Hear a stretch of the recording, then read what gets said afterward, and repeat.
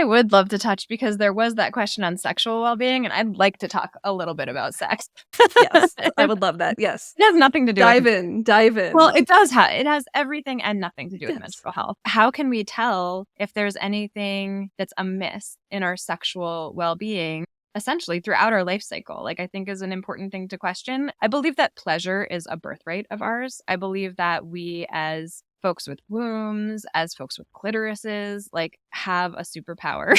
And orgasms are important, and feeling pleasure is important, and really like connecting with that part of our bodies and in a way that feels healthy. Of course, there's trauma and there's challenge, and a lot of people have like a lot of things going on. Of course, honoring and acknowledging that, and having a relationship with our sexuality is healthy. It's healthy. So in our menstrual cycles, I'm sure that you're aware of this as someone who cycle sings. If you're having like regular menstrual cycles, if you're in your cycling years still, as you head towards your fertile window and towards ovulation, because of all that cervical fluid I was talking about, it starts to feel juicy in there. There's some invigorated energy because of that juiciness. And so we can often start to feel a little bit more of our libido like showing up. We might be like, ooh, like things feel good. I feel excited. I feel good. I'm like heading more towards like a desire. And that's really, really a healthy thing to feel. People might also feel that around their menstruation. Some people feel that, some people don't. But like the kind of the moistening essentially of the vaginal tissue can feel really good. Taking advantage of those times in our cycles, I think, is just something to put out there. Like I said, if you are in your fertile window, that's a time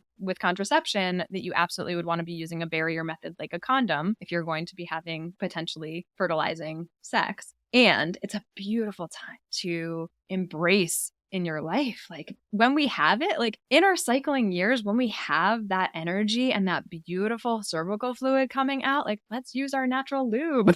Let's use it, it's beautiful. You also had prepared me with a question around perimenopause. And so I do want to quickly touch on, how libido can change as we get older. I mean, a lot of times in puberty, there's like kind of a push-pull time. There's a lot of sexual energy that can come out. We have no idea what to do with it. We're just like, how do I use this energy? Because we didn't have it before, right? And then all of a sudden we do. Like, this is so much. And so creation energy. And then, our cycling years kind of like, I don't know, we get used to it. And then also some people have more libido than others. That can be totally normal. It can be a totally normal thing for your libido to be completely different from your partner's, for your libido to be completely different from your best friends. It can be totally normal. However, there are ways to like enhance and support it. I'm not going to talk about those right now.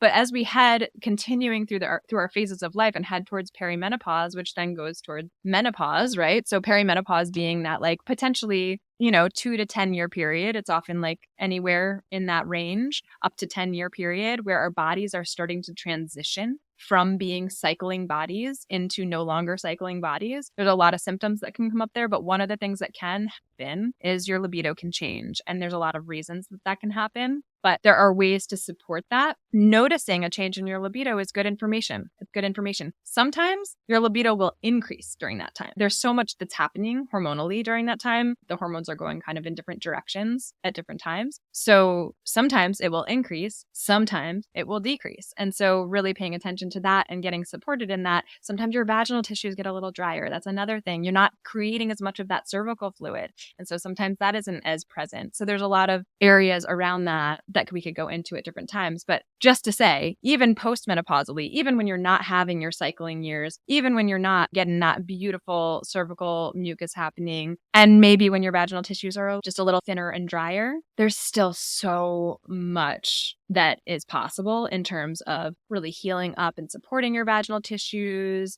Lube is a really beautiful thing. Using different herbs and different oil blends. There's like a lot that's possible in there. And I'm just going to end with pleasure is a superpower and it is our birthright. And that we get to experience our whole lives. It doesn't matter if we're cycling or not. I'm just going to say it is not all for creation of babies. Yeah, I'm glad that you touched on all that because it is really important. And it's something that when I started to share the phases of my cycle with my husband, there's a purpose to it in all aspects. Hey, I need more help during this phase. You might want to take advantage of my libido during this phase. So it's understanding that our bodies are important. And if we're sharing our household with a partner, it's also important sharing what we're going through with them too, because there's times we need support and there's other times that it just can be beneficial for everyone around us. So I appreciate you sharing that so much. 100%.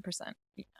Welcome to Floaductivity, the channel that guides you on a transformative journey towards spiritual wisdom, self-development, and healing practices, all aimed at elevating your intuition and aligning you with your soul's purpose. I'm your host, Kara Dempsey, and I'm thrilled to have you joining me as we learn together. Please subscribe and share this with a friend to help grow my channel. I appreciate you, and we'll chat soon.